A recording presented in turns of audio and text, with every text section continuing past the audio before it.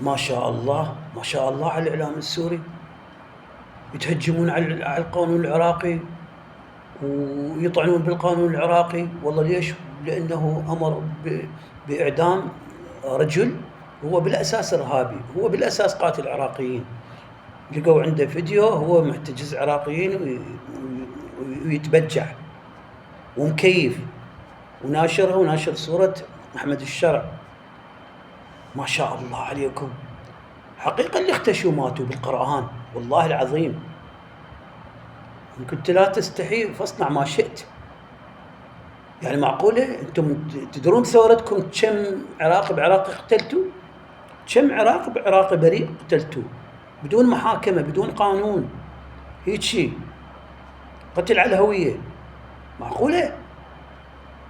أنتم رئيسكم احنا نطلبه، رئيسكم هذا رئيسكم حاكمكم نطلبه، حاكمكم نطلبه وعليه أمر إلقاء القبض. أنتم صدق وهارب. احنا رئيسكم نطلبه، رئيسكم هذا رئيس حكومتكم نطلبه. انتم صدق ما تستحون؟